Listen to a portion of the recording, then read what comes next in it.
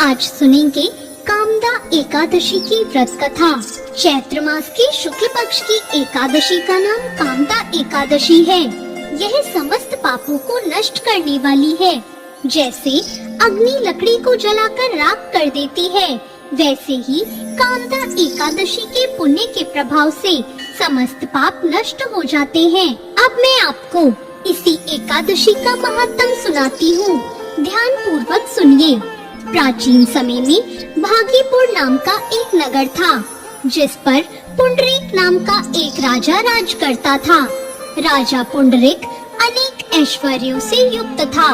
उसके राज्य में अनेक अप्सराएं, गंधर्व, किन्नर आदि वास किया करते थे। उसी नगर में रहते थे ललित और ललिता, जो कि गायन विद्या में पारंगत थे। वो गंधर्व स्त्री पुरुष संपन्न घर में निवास करते थे। दोनों में इतना प्रेम था कि अलग हो जाने की कल्पना मात्र से ही वो व्यथित हो उठते थे। एक बार राजा पुंडरीक गंधर्वों सहित अपनी सभा में विराजमान थे। वहाँ गंधर्वों के साथ ललित भी गायन कर रहा था। उस समय उसकी प्रियतमा ललिता वहाँ उपस्थित नहीं थी। गायन करते करते अचानक उसे अपनी प्रियतमा ललिता का ख्याल आ गया, जिसके कारण वो अशुद्ध गायन करने लगा। नागराज करकोटक ने राजा पुंडरीक से उसकी शिकायत कर दी। इस पर राजा को भयंकर क्रोध आ गया और उन्होंने क्रोधवश ललित को श्राप दे दिया। अरे नीच, तू मेरे सम्मुख गायन करते हुए भी अपनी स्त्री का स्मरण कर रहा है, इसलिए तू नरभक्षी दैत्य बनकर अपने कर्म का फल भोगेगा। ललित गंधर्व उसी समय राजा पुंडरीक के श्राप से एक भयंकर दैत्य में बदल गया और उसका मुंह विकराल हो गया। उसके मुंह से भयंकर आग की ज्वालाएं निकलने लगी। उसकी नाक पर्वत की कंदरा के समान बड़ी हो गई और गर्दन पहाड़ के समान दिखाई देने लगी। उसकी भुजाएं 2 योजन लंबी हो गई। इस प्रकार उसका शरीर बहुत विशाल हो गया। राक्षस बन जाने के बाद वो बहुत से दुख भोगने लगा। अपने प्रियतम ललित का ऐसा हाल देखकर ललिता दुख से व्यथित हो उठी और वो अपने पति के उद्धार के लिए विचार करने लगी कि मैं कहाँ जाऊँ और क्या करूँ। राक्षस बनकर ललित घोर वनों में रहते हुए अनेक प्रकार के पाप करने लगा।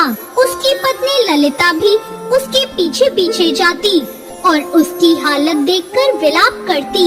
एक बार ललिता अपने पति के पीछे पीछे चलते हुए विंध्याचल पर्वत पर पहुंची।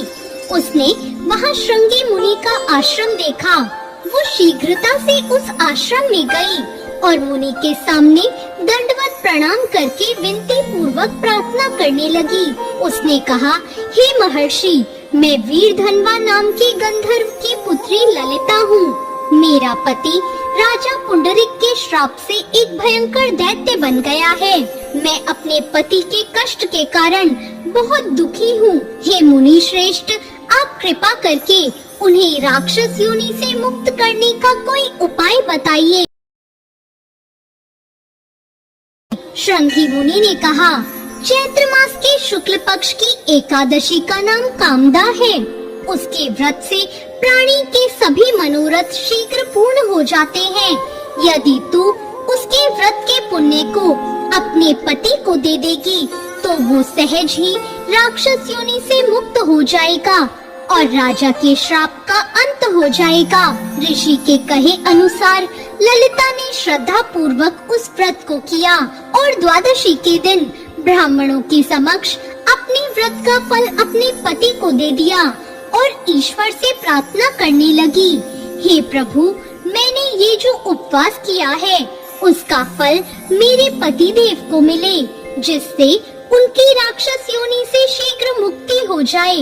एकादशी का फल देते ही उसके पति की राक्षस योनि से मुक्ति हो गई और वो अपने दिव्य स्वरूप को प्राप्त हो गया। वो अनेक सुंदर वस्त्रों और आभूषणों से अलंकृत होकर पहले की तरह ललिता के साथ विहार करने लगा और मृत्यु के बाद दोनों पुष्पक विमान में बैठकर विष्णु लोक को चले गए। तो ये थी कामदा एकादशी की कथा। आपको ये कथा कैसी लगी कमेंट करके जरूर बताएं।